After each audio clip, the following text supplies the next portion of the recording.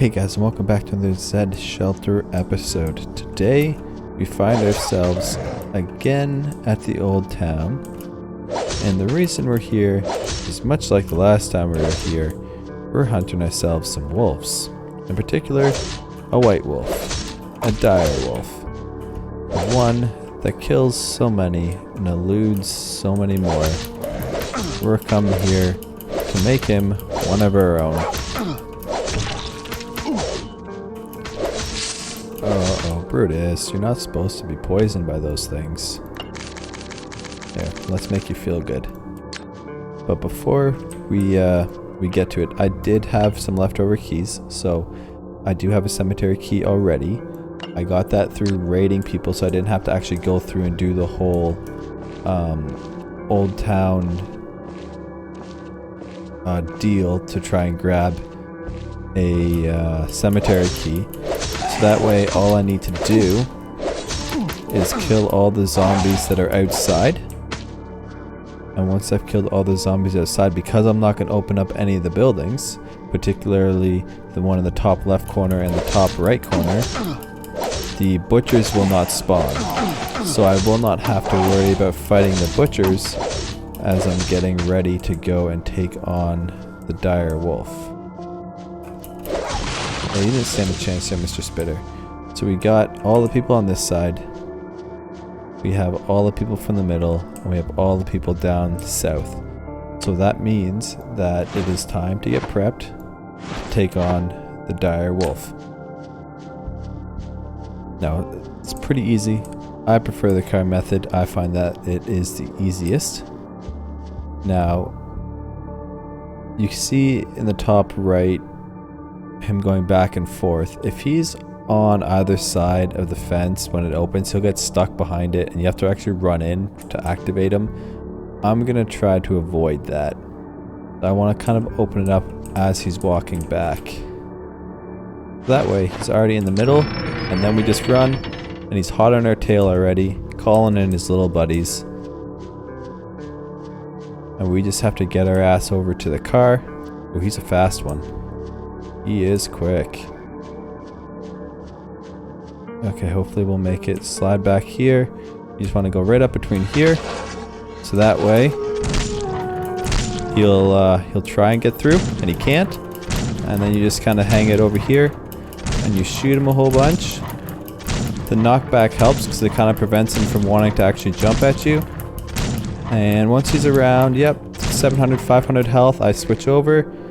And I start to actually use the trank, and usually a full shot will get him right away once he's at 500. And just like that, we've captured ourselves a dire wolf. We'll have to take him back to our base and see if he's going to be any good. But one of the other things I'm going to do while we're here is I'm going to sneak up on these irradiated wolves like I did last time, because they have central control systems. That way, we'll just kill them. And hopefully they'll drop us the pieces we want. 6 fences isn't terrible. We'll go with that. There it is, right there, what we wanted. The central control system. I'm going to take that as well. So it's not a bad idea to start hoarding those, as you will need them at various different points. Usually you'll have the biggest need for them for making your machine turrets, your auto turrets for your home base, and then to repair the auto turrets in the departure if you have not completed that yet. So we have our dire wolf, and now we're going to bring him back to our home base and we're going to drop him in. Now the whole reason I'm collecting myself a whole bunch of dire wolves is I'm trying to get my prosperity up to the top 3, and having dire wolves as pets to help defend your base. One is they defend the hell out of your base fairly efficiently, so you can stop yourself from being raided, but they have a pretty high prosperity addition to your base for very little investment, as you see how quickly it was to go and get that dire wolf. It was not a difficult ordeal. So we will put him in our beast cage, which we already have 3 others in there.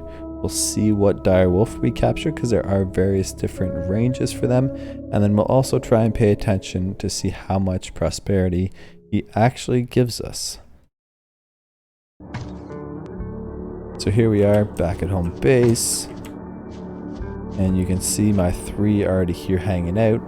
And we're at 58,611. Here I have a direwolf, a fierce direwolf, and just a direwolf. So I guess we probably already know that this guy is just going to be a direwolf and not a fierce direwolf, because it probably would have told us. But we'll use him, and we'll put him in a beast cage, and we'll put him in this one here. And now we're at 63,511. So let's just have a little quick look-see here. This guy's the guy that's hurt. 3,700 health for us. He essentially added just shy of 5,000. It was essentially 4,900 prosperity. So now we're jumped up to 63,511, and on the prosperity rankings, that puts us 8th. We're 8th by quite a margin. So we have to essentially find ourselves 8,000 more prosperity to jump up to 6th, and then to try and get into the top 3, we're still shy of over 30,000 prosperity. So it's gonna be quite a go. Hey, why am I? Oh, I have zombie boys here. Why do I have zombie boys here?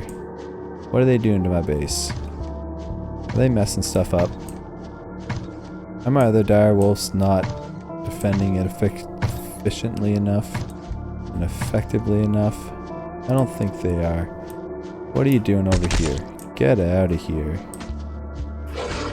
Sit down, Mr. Roamer. Oh, okay, that one is glitched out. And we can't kill him. Oh, and now I'm leaving. Anyway, yep, so sometimes that happens where your zombies get glitched out and then your animals can't kill them and then they get stuck and then shit gets broken and your prosperity starts dropping. Okay, yeah, we don't want to go talk to the dealer though. We'll leave him alone. But yeah, that's going to be it for this episode, guys. We ended up going up 5,000 prosperity. We're climbing closer to our goal. It's just still going to be quite a bit of a ways to go. So thanks for watching, and we'll see you in the next one.